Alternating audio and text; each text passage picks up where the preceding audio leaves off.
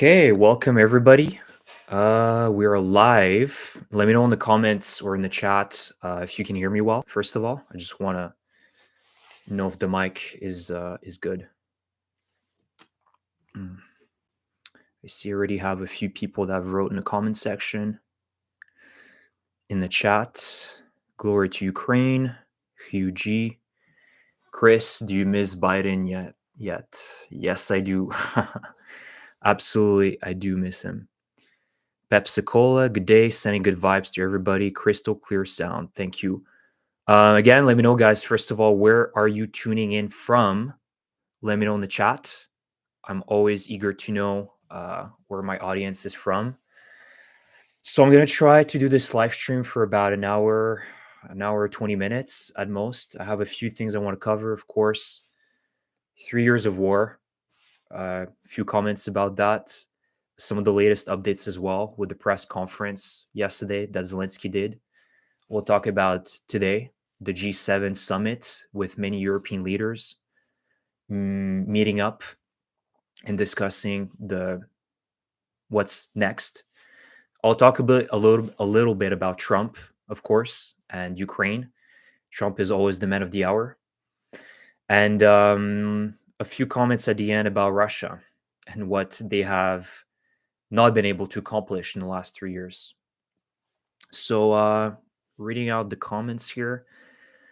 Cold Winnipeg, Seattle here, Abbotsford, BC. Nice. Gord Simpson, hello everybody. Hi. Nice. So we do have a crowd from Western North America, from the West Coast. We have some East Coast here as well. Jordan, greetings from North Carolina, Chicago, Arizona. Nice. So we have pretty much everybody on the North American continent. But to be not surprised, considering that if it's in Europe, somebody's tuning from Europe, it's probably like already like midnight at this stage. Yeah, that's good. We have a pretty good crowd here. Toronto, nice. Toronto, Canada. We got a lot of snow. If you guys saw my post last Sunday, we had like 80 centimeters of snow in Eastern Canada. So I'm sure that in Toronto, we were still figuring out the snowstorm and the cleaning operation. So it's not that easy. Although there's a little bit of rain today, I think. Richard, will the EU support Ukraine or will the EU bow down to Trump? I'll talk about it a little bit later. Gord, yep, it sucks. Yeah. The response has not been very favorable, that's for sure, in terms of the cleanup. But yeah, at least we're pretty well equipped here in Canada to deal with these types of situations. Although it's a small inconvenience. In certain countries, this would be like a total shutdown and chaos for months. Here it's like, well, we're pretty well equipped. Even if we have like 80 centimeters of snow, we can. We're built tough. The Canadian people, especially. Mountains of snow, Michigan in the house. Nice, lovely Michigan. Thank you for tuning in. From Michigan, I need to visit the Lake Superior area of Michigan. Always wanted to, never had the chance. Okay, so let's begin, guys. First of all, 3 years. It's crazy. I can't believe it. I honestly, if you were to tell me 3 years ago on February 24th, 2022, that this war would still be ongoing, I would not believe you. I truly believed in the beginning that this would be a few weeks. I think most people wanted to believe that, at least. It was kind of our wishful thinking that somehow this is just a misunderstanding, that somehow Putin is going to come to his senses, that, the Russians will never accept. And here we are, hundreds of thousands of dead people on both sides. And, to even think that maybe this year this war is going to end, I think even that is very questionable. First of all, I want to say, let's not forget and let's take some time to remember our fallen heroes, whether it be Ukrainians or the volunteers from all different countries that went to Ukraine to join the military and give up their lives for Ukrainian sovereignty. There were American people, Canadians, British, Australians from all over the world, Taiwanese people that went and fought for the Ukrainians. And let's not forget them. I think this is a moment to think about them and just people that were willing to sacrifice their lives. I mean, there's nothing more, honorable than that. And let's also not forget that this war did not start 3 years ago. I know that my title wasn't accurate. The war with Russia started 11 years ago on February 20th, 2014, where Russia illegally annexed or began the annexation of Crimea and began their provocations in eastern Ukraine, hiring FSB agents, whom one of them is now in jail by Putin, jailed Igor Strelkov, who's now just rotting in jail, who helped Putin initially start this operation in Crimea in eastern Ukraine. And let's not forget about the Ukrainians that fought during that period from 2014 till 2022, a moment which were very chaotic for Ukraine, especially Ukraine coming out of Maidan, with the 100 people that laid down their lives for the protests against Yanukovych and his corrupt government that was pro-Russian, that was willing to throw Ukraine under the bus and sell out to Russia. And the Ukrainians had no intentions to be Russia's puppet, and they fought against Yanukovych. So all this to say that for the last 11 years, Ukraine has been fighting very hard against Russia and has sacrificed so much. And we all owe to the Ukrainians for essentially having protected democracy around the world. Because if Ukraine would have fallen to Russia, many other countries in Europe would have been next, whether it be Baltics, Poland, Moldova. There would be another tsunami of Russian aggression, without a doubt. And Ukraine has delayed that. And again, I want to thank you guys for your support. It means a lot. I'm very grateful. I started this channel or started making videos because my channel, if you look at my channel description and when I actually opened it, it was 2008, but I haven't started making videos until June of 2022 when I thought to myself, I'm a guy that knows a lot about the Ukrainian war. I've been following it since 2004, since the Orange Revolution.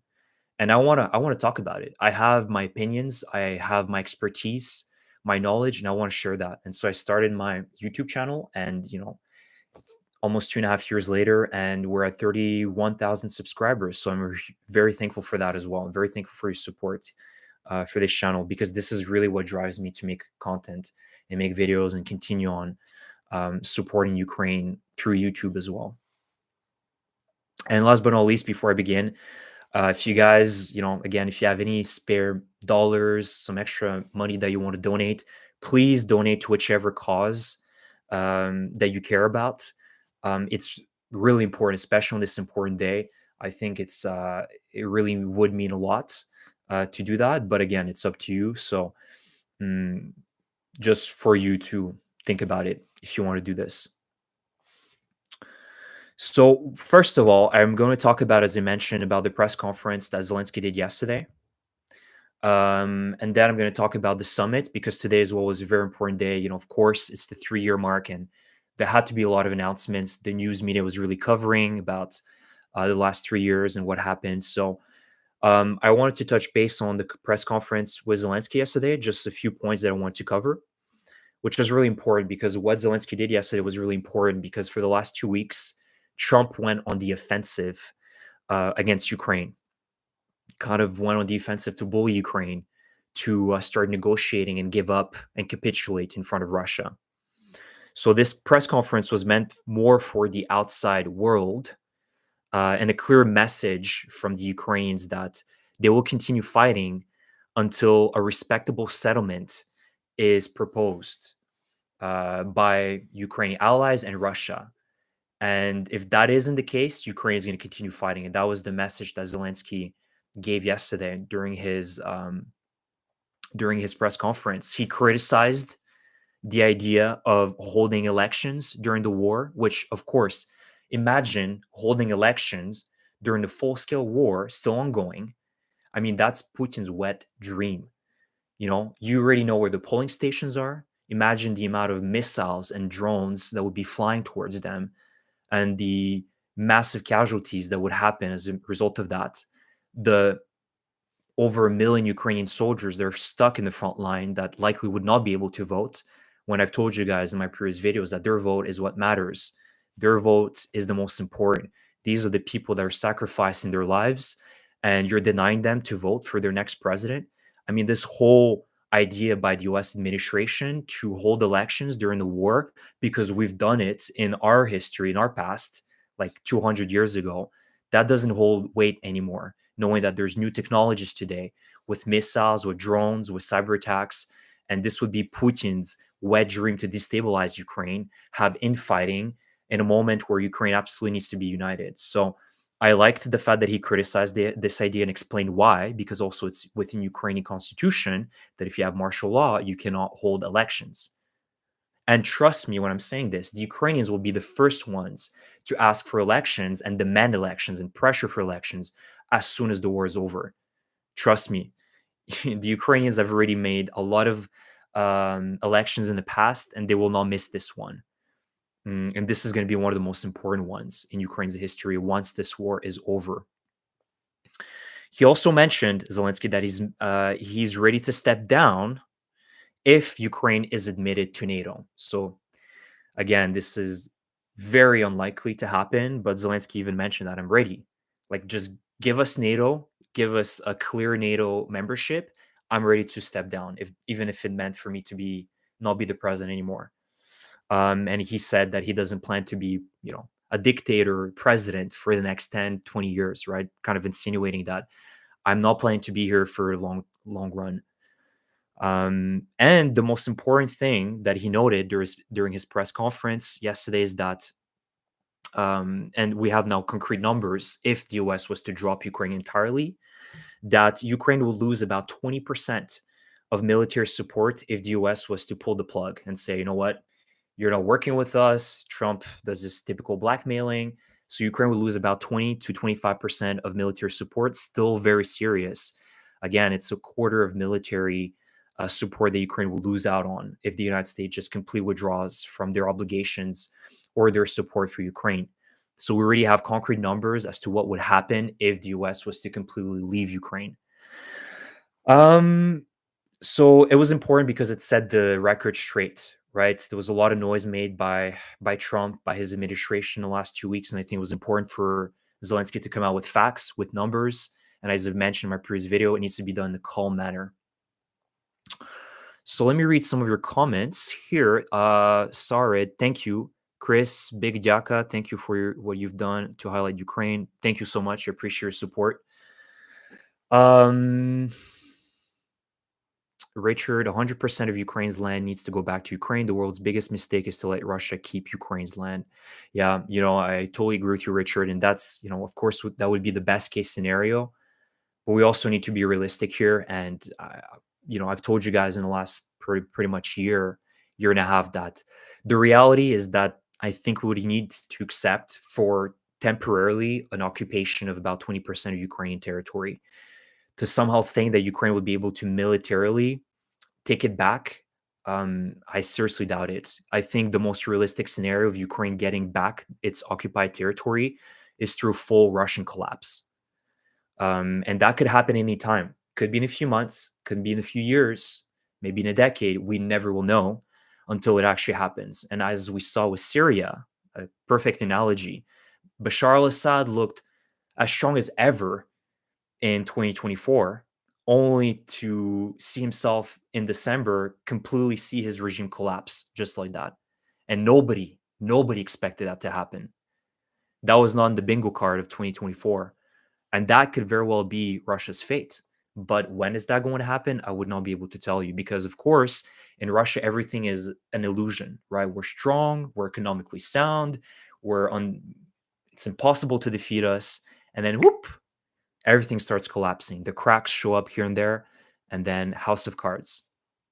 So I think that's the most realistic scenario for Ukraine to get back its territory. But for now, I think it is okay to accept the fact that 20% of that territory is going to be occupied by Russia. But keep in mind that there's a lot of Ukrainian resistance in these occupied territories, which also continue putting pressure on the Russians. It's not like they're controlling territory that is super pro-Russian. Yes, there are collaborators. There are people in those territories that are working with the Russians, but there's likely hundreds of thousands of Ukrainians that are anti-Russia.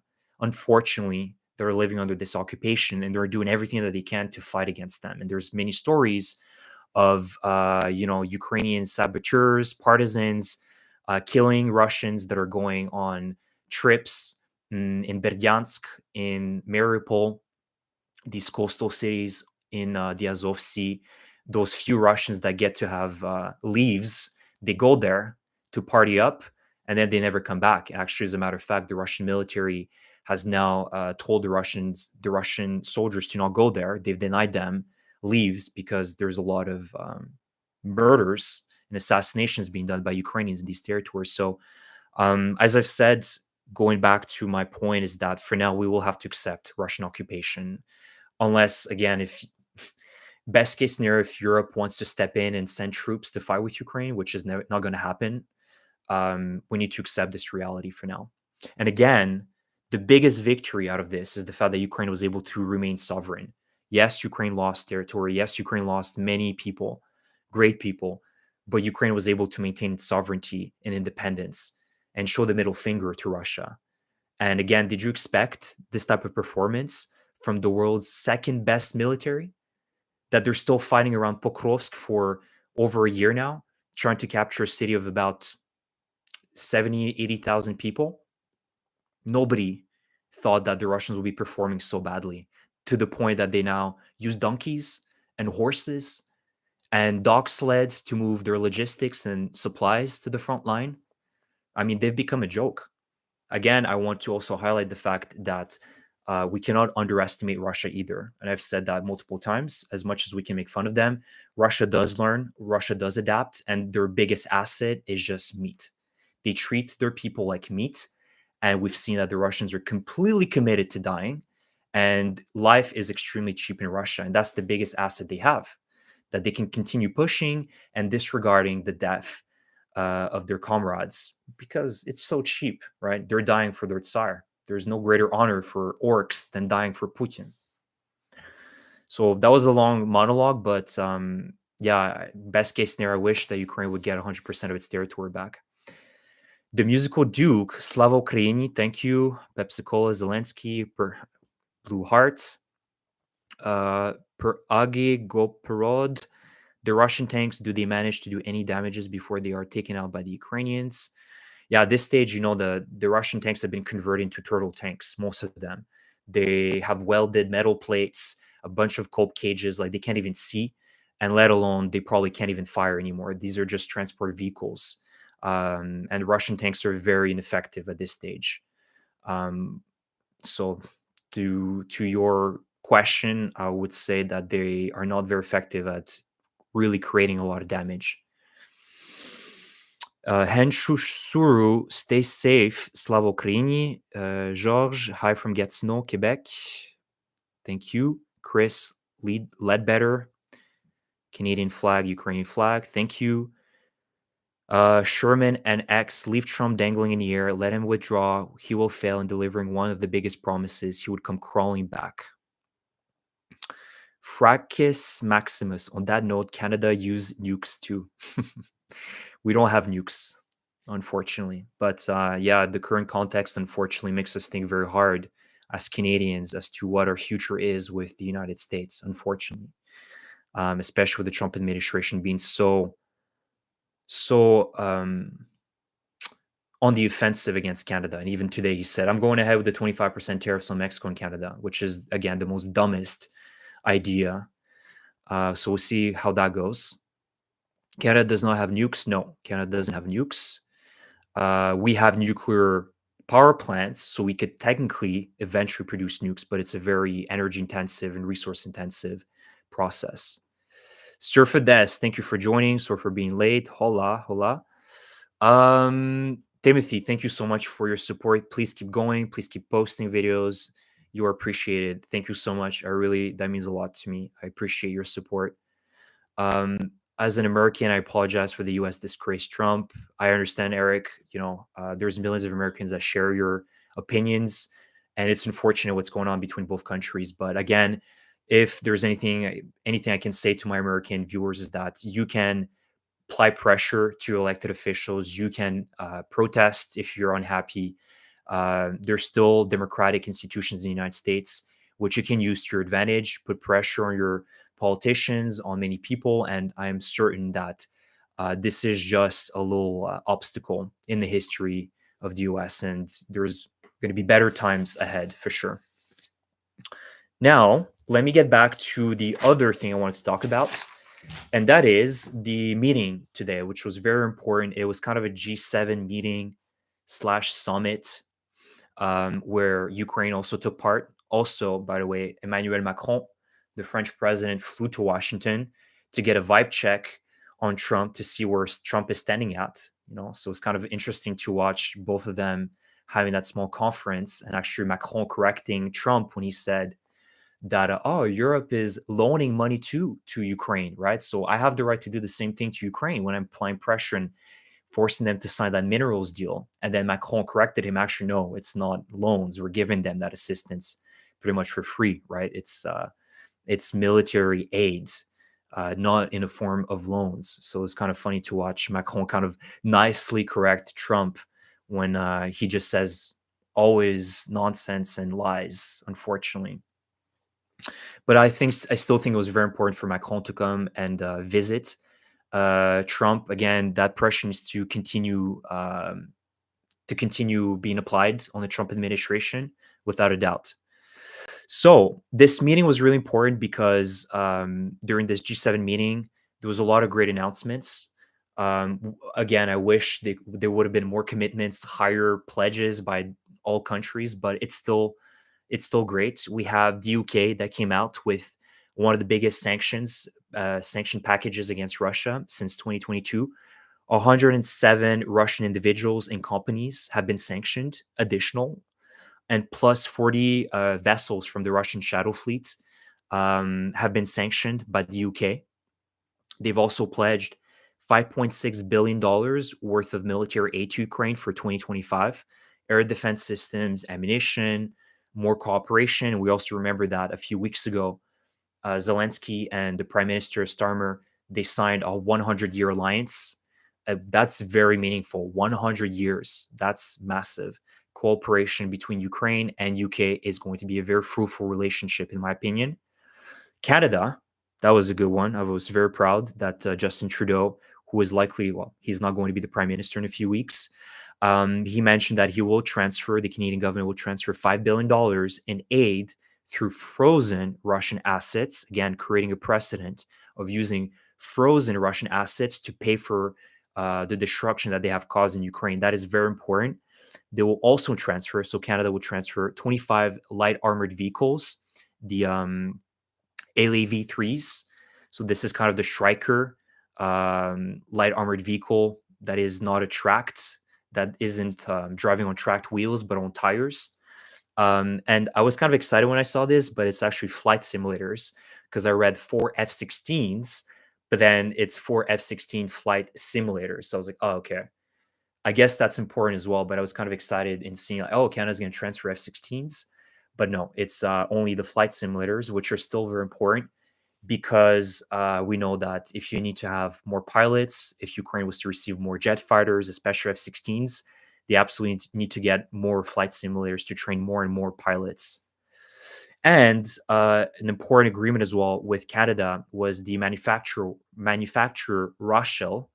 For those that don't know, it's vehicle manufacturer that is based, I believe, in Toronto, that produces the Senator armored personnel carriers, these small little personnel carriers that I think Canada's already transferred about 200 or 300 of them to Ukraine, which are really important. It allows Ukraine to be very mobile and protect Ukrainian lives by carrying about 5 soldiers, 5 infantry per vehicle.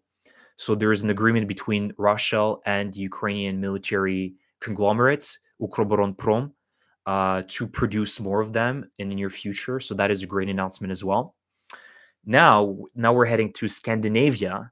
Scandinavia came out strong today with Norway, Finland, and Sweden, Denmark.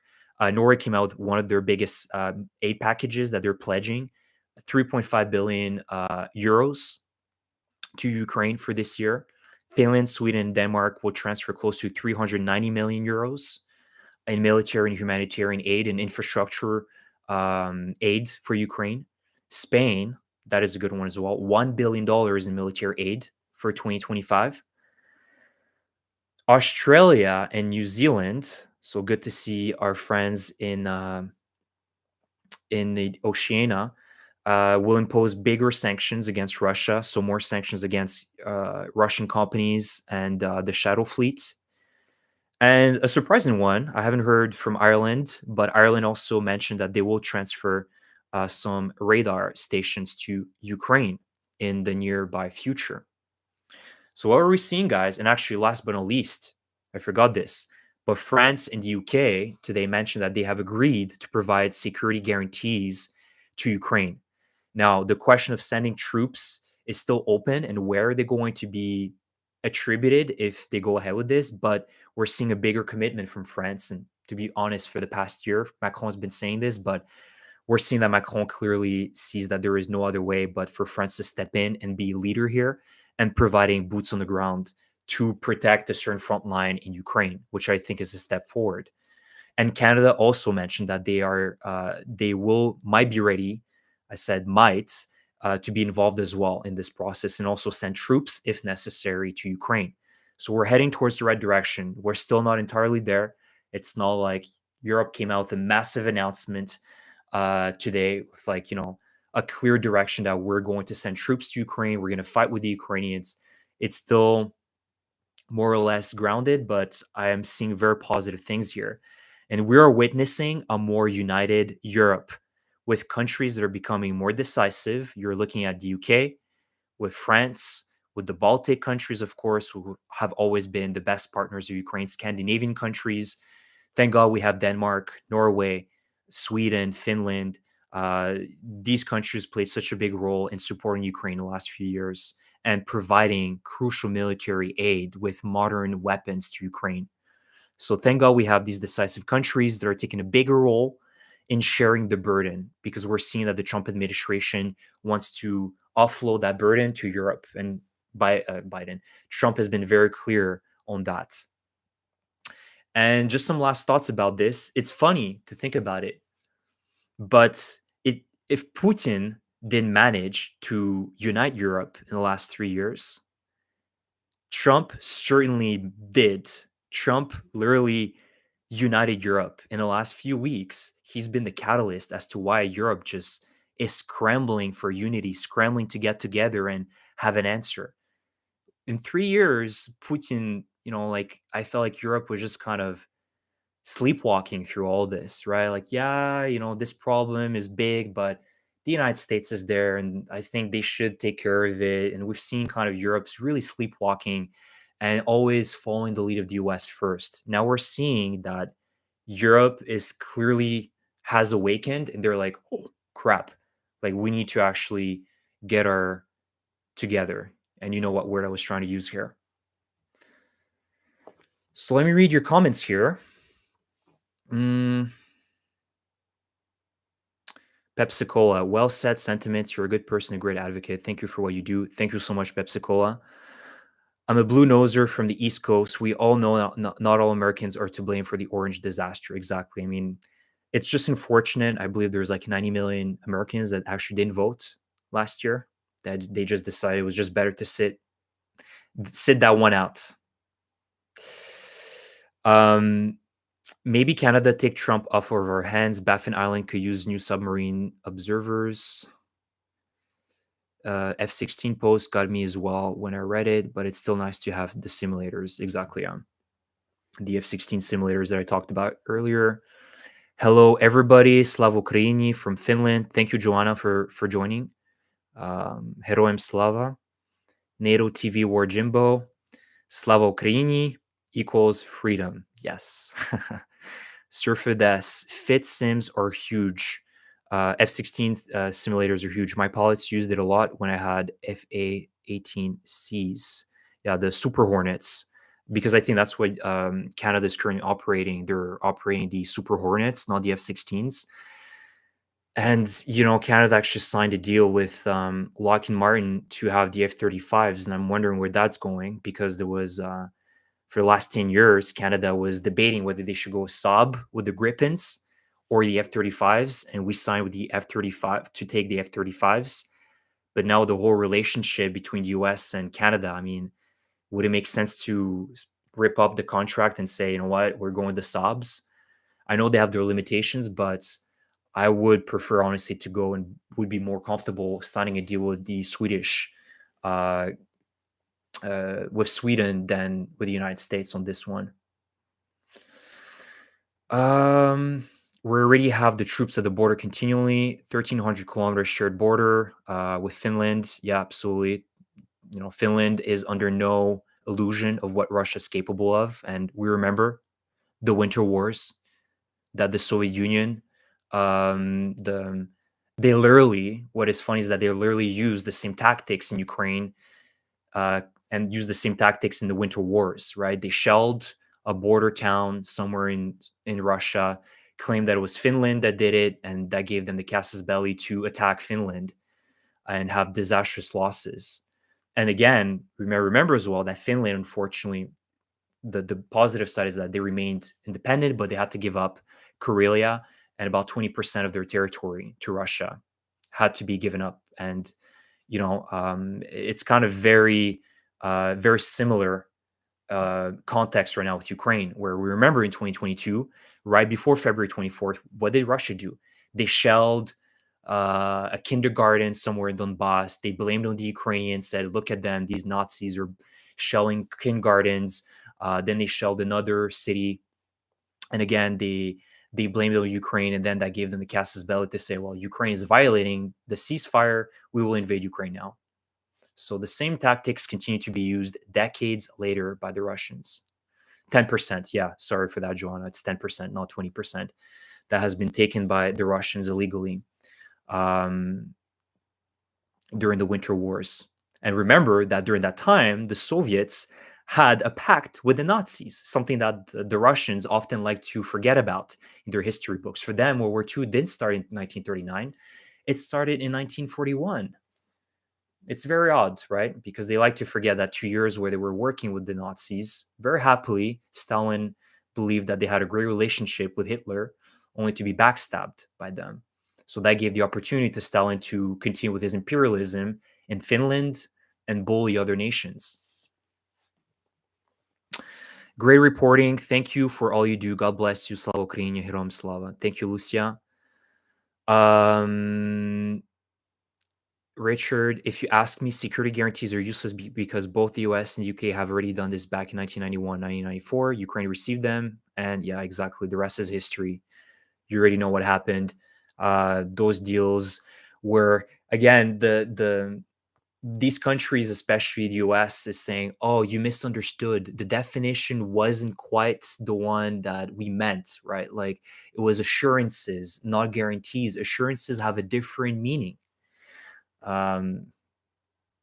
So again, if we go by that logic, basically we could interpret any agreement differently, right?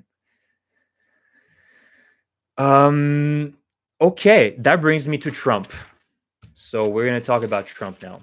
And of course, a new era has started in the United States, an era of Trumpism, if we may call it, transactionalism, a new foreign policy that I've discussed in my previous video, where we see, unfortunately, Trump does not see victims and aggressors. He doesn't see good guys and bad guys. I've told you in my previous video that for Trump, he's put an equal sign between victims and aggressors. For him, it makes no difference. They're all the same. And differentiating them is just too complicated. So he doesn't care about that. And Trump as well, we need to understand, could care less about the truth and facts. And as a matter of fact, we've seen this in the last 2 weeks with his ridiculous statements. The biggest one, of course, calling Zelenskyy a dictator, that even the New York Post, a far-right newspaper, had to correct Trump. President Trump, this is a dictator with Putin's face plastered on the main page. They had to remind Trump about it. So that tells you everything you need to know about, even within the Republicans in the US, they're a little bit shaken right now with the way that Trump is doing his foreign policy when he claims that Ukraine's at fault for the war. Zelenskyy is a dictator. He has 4% popularity in the polls.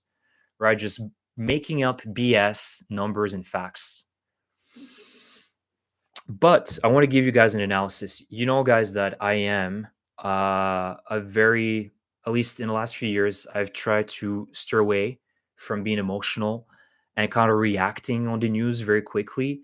I'm trying to be more pragmatic and seeing the positive side, analyze things, critically think. And I'm seeing that there's a strategy by Trump right now. And I've told you this many times, but his strategy is complete non-alignment. And don't be surprised in a few days, and already we're seeing that today, where Trump shifts his narrative. Oh, no, Zelensky's not that bad, actually.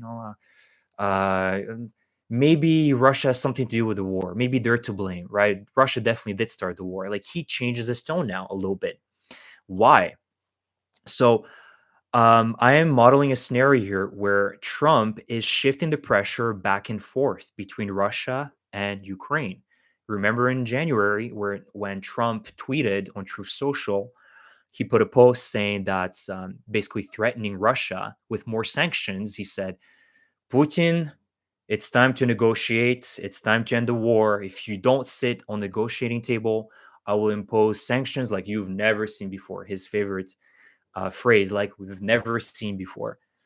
And we were like, oh, Trump is pro Ukraine. Remember that? Like, that was a few weeks ago. Like, he's going to put sanctions on Russia. Look at him. He's taking a pro Ukrainian stance. So, what did Russia do? Russia did meet with the Americans last week in Riyadh, in Saudi Arabia, kind of like giving in to Trump because, of course, um, whether we like it or not, Russia would have to be involved in these talks, right? And so Russia did give in. And the good side, the good thing here is that although, yes, it is normalizing again discussions and negotiations with Russia, which I'm entirely against, but I also understand where that's coming from. We also saw that during this meeting in Riyadh between the US delegation and the Russian delegation, between Marco Rubio, Mr. Witkoff, and horse faced Lavrov, and the other Russian minions, nothing was really agreed upon except opening communication, right? Opening these bilateral negotiations between both sides. Even the Russians themselves admitted that it wasn't great. Like, they didn't achieve anything. Just they accepted that they're opening again the communication lines with the United States. So that was the only thing that was agreed upon. And after that, you saw that Trump shifted his pressure against Ukraine with the minerals deal. That was the main thing why Trump has said all these things, that Zelenskyy is a loser, he's a dictator, Ukraine needs to hold elections. Like, he's dealing with dirty business tactics, right? He comes from the business world. He's not a politician. And for Trump, he has no core values. He could care less about truth and facts, as I told you. Like, if he has to, he'll say that, Zelensky crucified 100 children yesterday in Maidan Square, and it was a terrible tragedy, right? And half of the American people that voted for him will believe him, but that's beside the point. What I'm trying to say here is that he shifted the pressure back at Ukraine because he wants to force Ukraine to sign this minerals deal, which we saw was a very bad deal when the U.S. Treasury Secretary Scott Bessent came to Kyiv 2 weeks ago with this first draft proposal. And we have a little bit more information with what was actually written in that proposal, that deal that they were trying Zelensky to sign as quickly as possible. 50% of Ukrainian resources and minerals, 50% of those revenues will be paid back to the United States. And the United States would have 50% ownership of mineral deposits in Ukraine until, I believe, the $500 billion would be paid back. I mean, it's an atrocious deal. Basically, they were trying to pressure Zelensky to sign this. And the art of the deal says that you never accept the first proposition. So Zelensky learned from that, the book from The Art of the Deal by Trump, that he didn't accept the first deal. He told Scott Bessent, look, I need time. I need to look it over. I need to analyze it. I cannot just sign it like that. And there was immense pressure. Trump really wanted him. And I told you guys that I think Trump just gave him a proposition that was just, he knew Ukraine would not accept. He knew that. And he knew that because of it, he could then blame Ukraine, blame Zelensky. Look at them. They're very tough negotiators. They're very dirty. And he started with this like avalanche of statements against Ukraine. But we have some good good announcements that probably in the next few days is going to be revised. That deal is going to be revised. It's going to be refreshed. One that works better for Ukraine because again, this deal initially when it was given to Ukraine, there was zero security guarantee. So it's like Ukraine, you gave us half of your minerals until you pay us back, and we give you absolutely nothing in return. No security guarantees, no more weapons, etc. Again, we don't know all the details, but it looked like that at least. So that was the reason why Zelenskyy was like, hell no, it's an extortion deal, as you say, Marcus. Like, absolutely. Um, I'm inclined to believe that there will be something that will be signed. I think they went back on the drawing board, and that's the way that Trump does business, right? He applies immense pressure, and he knows that likely he's not going to get what he wants, but he's going to go ahead with it just to see and try, and then he's going to retract and go a little bit softer. That's been kind of his go-to way at negotiations. So I'm inclined to believe that next few days, maybe in a week, there's going to be a deal that's going to be finalized. And again, I want to mention to you guys, it's like even if Ukraine was to sign this deal tomorrow with the US, you think that US excavators and businesses are just going to go to Ukraine as of tomorrow and start excavating and building processing facilities for coal, titanium, lithium? It's a massive long-term investment. We're not going to see American investment for maybe a decade. It's years down the line, right? So who knows? Maybe in 4 years, Trump is not going to be in the White House anymore. Obviously, I hope, and you know, maybe that deal will never come to fruition. So there's also that. We're saying extortion deal and all that, but we're talking about long term. So I can see some positive things out of that as well, because let's face it, for the last 30 years of Ukraine independence, the oligarchs in Ukraine, did they do a better job at managing these Ukrainian resources, at equally trickling down these resources to the ordinary Ukrainian citizen? Absolutely not. So I do see that the US leadership is necessary with regards to management of Ukrainian resources, but certainly not through these types of deals where US gets everything, Ukraine gets nothing in return. It needs to be a quid pro quo, win-win, right? I get something and you get something in return as well.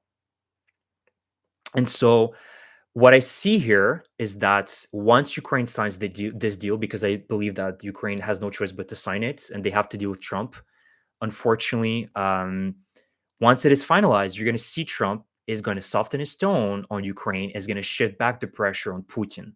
I'm pretty convinced. I could be wrong here, and you guys can tell me. I told you so in a few weeks.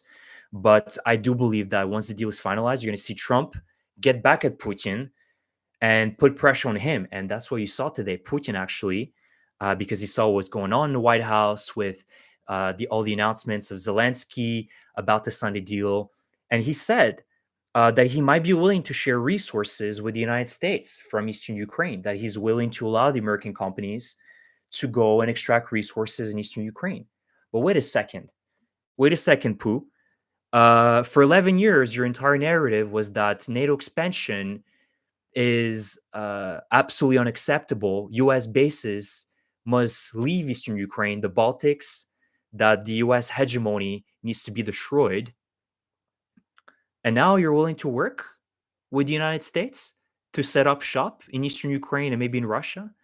And I've already been seeing today in Telegram, in Russian Telegram channels, that they are absolutely pissed at Putin for even proposing that. They're like, what did we fight for?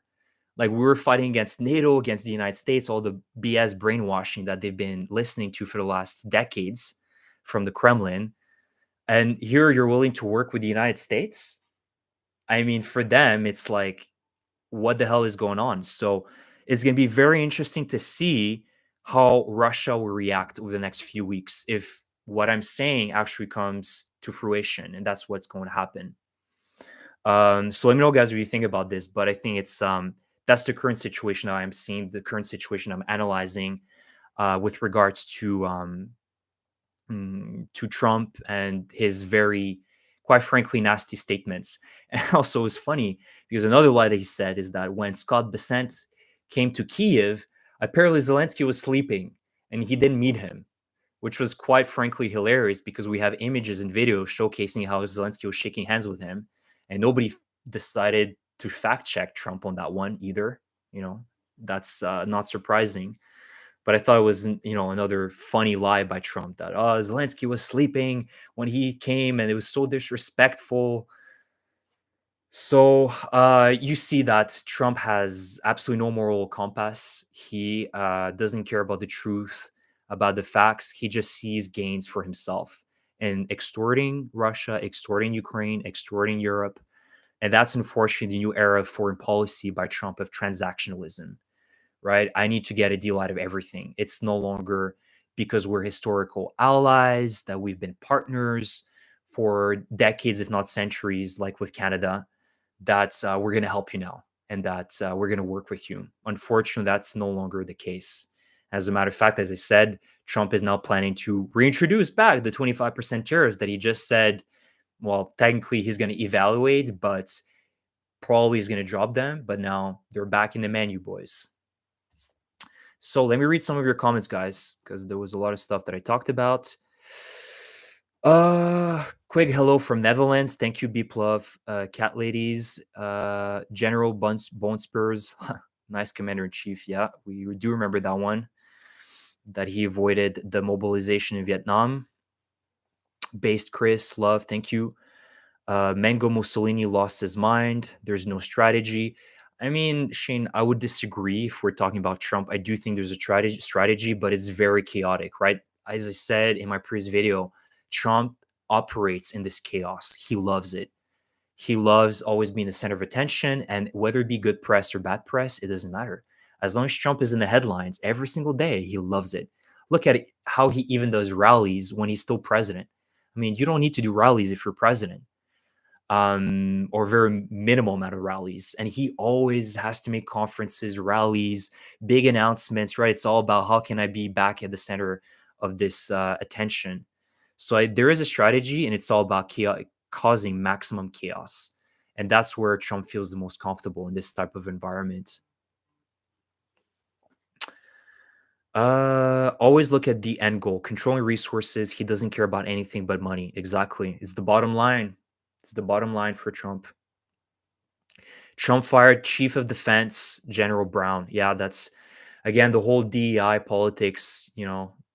That's they're firing people left and right because they're of color, or they believe that they were hired because of DEI. I mean, these are people that dedicated their lives for the United States, and now it's a big middle finger by the U.S. administration, by the Trump administration to them.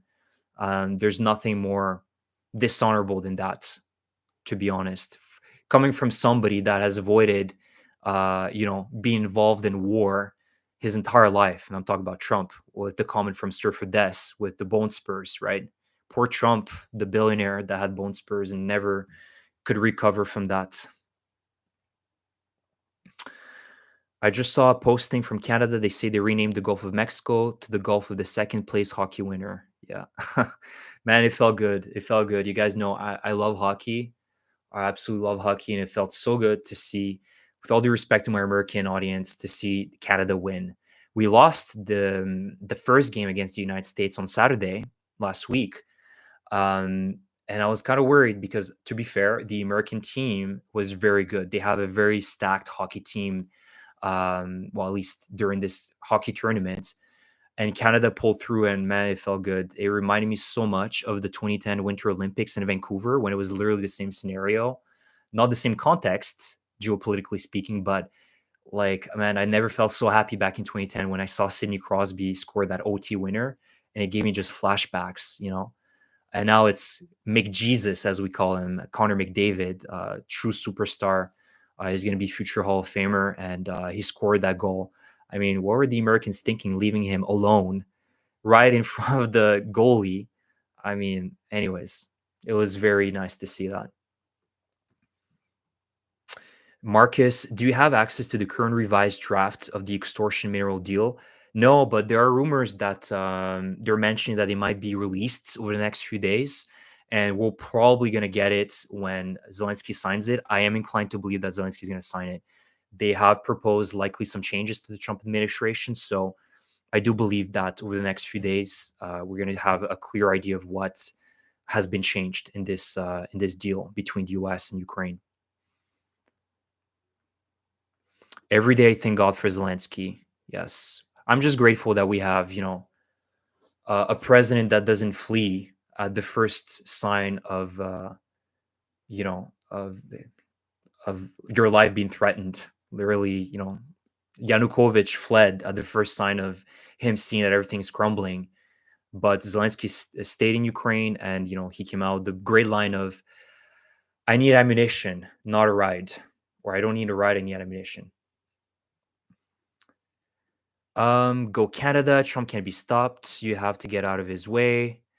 When Macron leaned in to correct Trump, I was actually waiting for the fourth fight in the Canada-US game. Well, I even leaned in, whispered in Macron's ear, "Crank him up."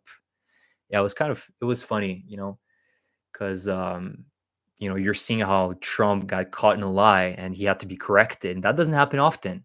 That's what happens when you're surrounded with yes men and sycophants that say, "Yes, Mr. Trump, you're absolutely right, Mr. Trump. Yes, yes, Mr. President." When you have somebody that actually says to you, like, "Actually, let me correct you," it's you could see his reaction. He was kind of stunned, like, "What? I'm actually not correct on this one."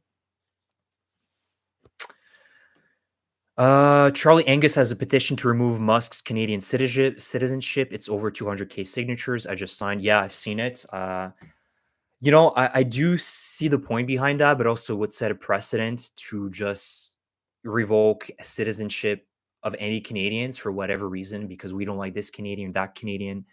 But I do agree that Elon Musk has absolutely no right to call himself a Canadian or consider himself a Canadian when he's working alongside Trump and undermining Canadian sovereignty. And actually, we've seen a lot of traitors, like in Ukraine, come out and support Trump, Canadians. One that really hurt me is Wayne Gretzky, who has been wearing the MAGA hat and shaking hands with Trump. There's many others that have been working alongside Trump who are from Canada. You look at Jordan Peterson, not that I hold high respect for him, but a lot of Canadians that, funny enough, moved to the US a long time ago and they kind of just forgot that they're Canadian. And so I see a lot of parallels with Ukraine, with a lot of these Ukrainians that call themselves Ukrainians, but at the first sign of Russia rolling tanks in Ukraine back in 2022, they said, "Oh, glory to Russia, slava России." So, just the lack of moral compass, values that just be proud patriot of your country, be thankful for what this country gave to you. You might not be a Canadian citizen anymore, but be grateful for all the memories that you were able to build in Canada. For that, I'll be forever grateful for Canada. The fact that my family was able to move here and I had opportunities to grow up in a safe space, have opportunities at work, at school. Like, there's not many countries that offer you that opportunity. And this war really made me realize how um, privileged I truly am. And this war really made me realize that all the things that we take for granted, I will never take it for granted. I always try to, mm, you know, every day kind of practice gratefulness that I'm grateful for, you know, tap water, grateful to have a hot shower, grateful to be able to go to the grocery store and buy food, not have to worry about being shelled, not having a missile land, on top of me. These are things that we have taken for granted, and we need to also remember that Ukrainians are living through that for the last 3 years. Last thing I want to mention. So my last type of topic before I end this stream, and again, thank you guys so much for being present. A huge thank you. I'm really, really grateful. Is Russia and Putin. So I need to talk about what they've ultimately failed at for the last 3 years. And Russia continues to just be a loser nation, displaying the worst human values in the world. We've seen the worst of the worst out of Russia, from you know r- recycling and forcing their injured soldiers to go back to the front lines and fights until they die, to the kidnapping of kids back to Russia, assimilating them, converting them to Russians, stealing and looting Ukraine, raping and killing innocent civilians, murdering Ukrainian prisoners of war. We've seen those videos. It hurts me a lot to see them. Ukrainian soldiers with their hands in the air, and then the Russians just shoot them. We've seen just the brutality, the orc mentality of the Russians. That, quite frankly, I think part of the world just didn't want to believe in, but it always was there. Look at Chechnya. Look at the two Chechen wars. Look at Georgia. Even if there was a 1 week war, the Russians still they did kind of the same things. Ukraine, like Russia, continues to display the same behavior decades and decades and decades forward. They're never going to change. They are orcs, as you mentioned, Sherman. They behave like that, and I do understand. And I want to really highlight the fact as well that there's still a Russian population that is against it, but it is a very minimal population. At this stage, we can absolutely generalize and say that the vast majority of Russians support this. Their lack of action, their lack of involvement to stop this war in the last 3 years speak louder, much louder. And they can ultimately call themselves victims, say that we couldn't do anything, we were oppressed, but ultimately nobody's going to do the fight for them but themselves. The Ukrainians took the hard decision to fight and sacrifice their lives. The Russians continue to be recruited in the tens of thousands each month to fight against the Ukrainians. Numbers give us about 30 to 35,000 Russians that are easily recruited each month for the war effort. These numbers are dropping, to be fair. In the last few months, apparently, Russia has been unable to get to the 30,000 mark. So we'll see. But still, it's still a vast amount of Russians are willing to just die and kill Ukrainians, right? Because their motives are purely, most of them, financial. It's all about, hey, I'm going to kill Ukrainians just for fun, and I'm going to earn money for that. That's the mentality of most Russian soldiers. And they always come up with BS stories when they get captured. Oh, I didn't know where I was. Oh, I thought it was training. I thought, I was actually training in Rostov or Belgorod, but I ended up somehow in Eastern Ukraine. Maybe it worked in the first few weeks in 2022, but we're under no illusion that this time the Russians know exactly where they're going and they know exactly what they want to do. So, Russia, 3 years, economically ruined. They're heading towards a total disaster. That is a given. It's not a matter of if, a matter of when, and we don't know. We don't know when that's going to happen. Maybe the end of this year, maybe in 2 years, 3 years, but inevitably, economically, Russia is destroyed for generations to come. Crumbling alliances, Syria, the best example last year. Look how things crumbled. Geopolitically speaking, Russia does not no longer holds any weight in the entire world, right? When we believe that whenever Russia stepped in somewhere, whether it be in Syria, in Kazakhstan, in Belarus, to save dictatorships there, that's it, right? Like the country is automatically stable, and now that's the complete opposite. That's Russia equals despair, equals crumbling alliances, and you're looking at also Armenia that is straying away from Russia. You're looking at Azerbaijan. When you remember back in Christmas Day when Russia shut down the airplane with air defense systems over the Caucasus, and then tried to divert the plane, force them to divert in the middle of the Caspian Sea, so the plane would just disappear and nobody would have to, find out what happened. And thankfully, due to the great pilot skills, they were able to land. Unfortunately, yes, they were dead, and the pilots, I believe, died. But still, half of the passengers were able to survive that. But Azerbaijan did not take that lightly.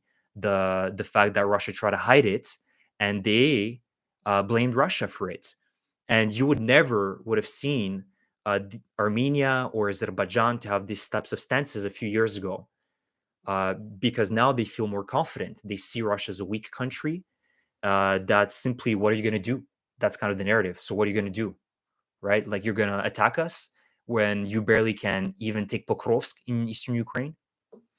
So crumbling in alliances, a culturally toxic society. Nobody wants to associate themselves with Russia. Only maybe the MAGA Trumpists and some far right movements all around the world. Elon Musk might be in favor of being buddy with Putin, but the vast majority of the world doesn't want to have anything to do with Russia because they're culturally toxic. A country which is dependent now, fully dependent on North Korea and China. Russia literally is getting all their ammo, most of their ammo from North Korea, and North Korea is backed by China, of course. So China and North Korea are the lifelines of Russia. And now Russia is being supplied with North Koreans in Kursk. That brings me to Kursk. Who would have thought that Ukraine would have had a successful offensive in Kursk and occupy territory for over, now we're heading into month number 7.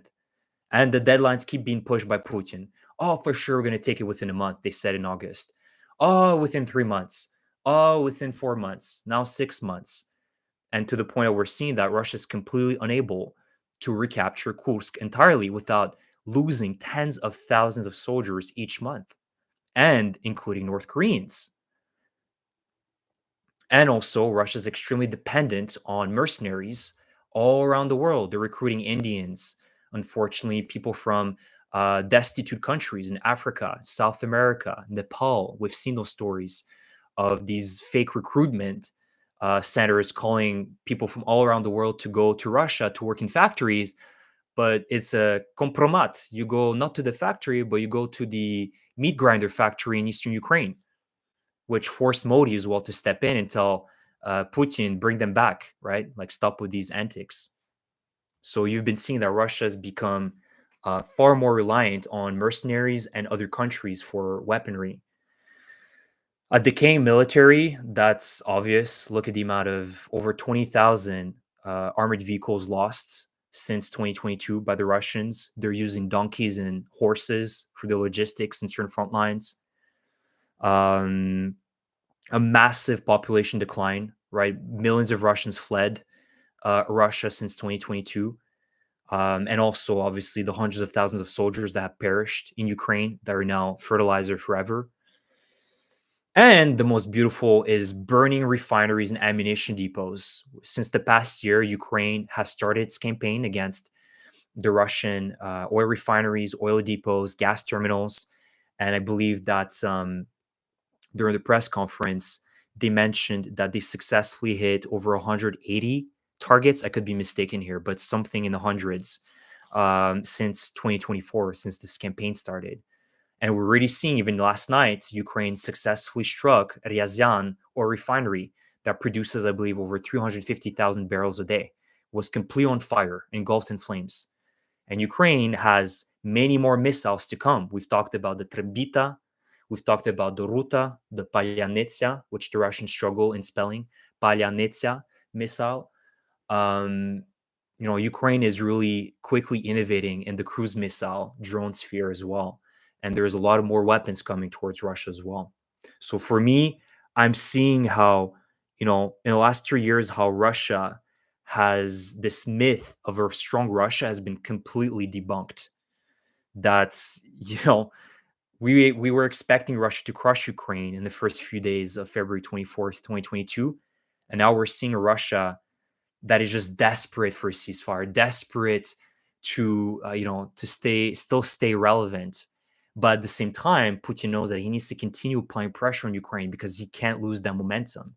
So he's stuck in a dilemma as well. And as I said, we're going to see over the next few weeks, likely Trump is going to put pressure back at Putin once Ukraine signs the mineral deal. It's going to be interesting to see how Russia will act here, because as I've mentioned here, Putin today claimed that he was willing to work with the United States, but that pisses off the Russians, who have been brainwashed into thinking that we're literally fighting against the US. Why are we now working with them, right? So it's going to be very interesting, and you're seeing how much of a loser Russia is now. Yes, Ukraine lost so much as well, and I'm not downplaying that either. Ukraine sacrificed so much. But Ukraine is so much smaller. Nobody ever gave a chance to Ukraine. And for it to stand strong 3 years later is a really testament to Ukraine's just fire, their willingness to fight against the Russians, as long as it takes, honestly. And there's one thing that I can say is that the Ukrainians do best when literally, like, it's a catastrophic scenario, unfortunately. For better or worse, that's when Ukraine is the most united. when your life is on the line, the Ukrainians have displayed that they're able of uniting and fighting against this evil, this kind of catastrophic scenario that's about to happen. That's where the Ukrainians do best. So that's why I'm very optimistic as well this year with all the statements from Trump giving up on Ukraine and pressure from Russia, them doubling down. Like I still believe that Ukraine has so much left in the tank, and Europe is finally waking up, and that gives me a lot of optimism as well. We're seeing European countries are becoming very decisive. Now, let me read some of your comments. Here, I have a lot of comments that I missed. Where do I start?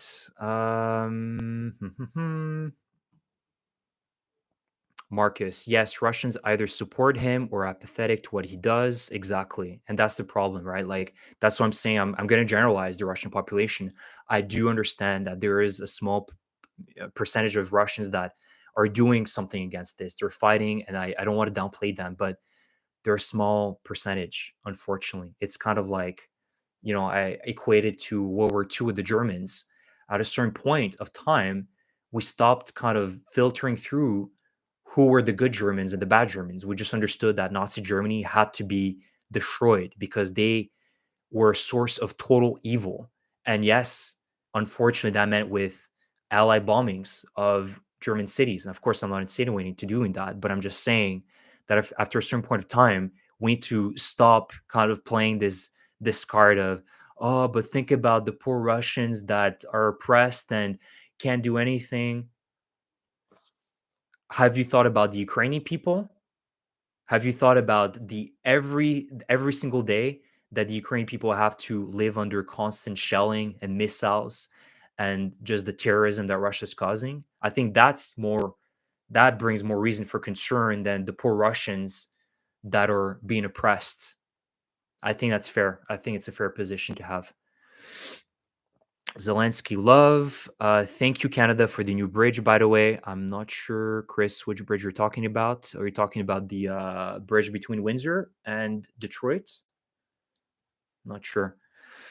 Manchuria candidate. I can't wait to take a decent bridge across instead of that nasty tunnel and that old, about to fall down piece of junk they call bridge thing is a disgrace.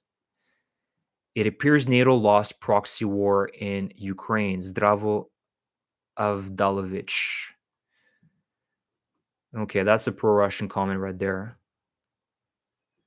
Yes, NATO lost proxy war. Look back in history in 2014 and you'll see who started this proxy war.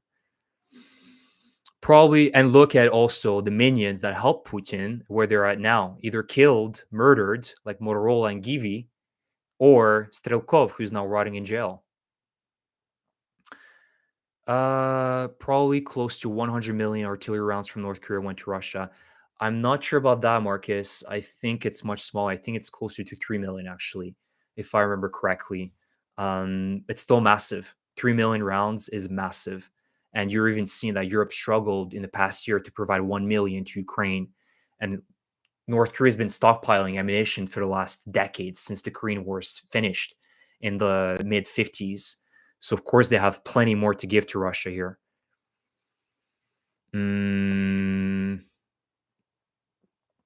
Ulterior rounds that might go off in the barrel. Oops, correction, 8 million, not 80. Sorry. Yeah, it's close to that number. About, I don't know if it's 3 million or 10 million, but they definitely have millions of shells available. I saw some Ukrainian drones with lasers attached. Yeah, I talked about it. Ukraine has also received technology from the UK. The what is it called? The Dragonfire technology that Ukraine is innovating on. So likely in the future, they'll be able to shoot down like Shahed drones, small types of drones that Russia's operating. So that's going to be very good technology. That's going to save a lot of ammunition as well, much needed ammunition for bigger targets, intercepting bigger missiles that Russia's going to be launching in Ukraine. I expected more U.S. companies to get involved with technology transfer. That would be a huge boost to their military. And again, here's the thing with the lies by Trump. He says, oh, we transferred, and his numbers always shift, right? One day it was $150 billion that we gave to Ukraine. The other, it's $300 billion that we just gave away, that Sleepy Joe gave away to Ukraine. But in reality, guys, first of all, I need to really highlight that those weapons, first of all, that investment, that's reinvestment back in the US military industrial complex. Look at the factory in Scranton that had to double up its operations, hire much more staff to be producing these artillery shells. All the different other factories in the US that have been reignited by this US reinvestment. That is money going back to your economy, to my American people. So a lot of that money is going back to the US, not to Ukraine. Second is that the weapons that were transferred to Ukraine, again, let's face it, it's not like it's the latest Abrams tank with the latest armor and optical thermal imagery. The US gave only 31 Abrams tanks, as far as I'm concerned, to Ukraine. And these were kind of like the old generation ones from the 80s and early 90s. They removed the special armor, the special optics, and a lot of the special things, the different variations that they've done to them. So Ukraine didn't get the best type of weapons either. And quite frankly, some of them were ready to be scrapped by the US military as well. They were just picking up dust in warehouses or boneyards in the middle of the desert. And it would have cost more for the US to scrap it than actually giving it to Ukraine. So a lot of that is actually false when Trump says we just gave up money to Ukraine. You're giving up old assets and you're actually producing new weapons. They're going to be far more efficient, effective in your future wars. So it's a win-win. It's absolutely win-win. And, of course, Trump is not going to talk about that because, again, in his mindset, it's all about extracting maximum gains from Ukraine, extorting, quite frankly, the weaker side.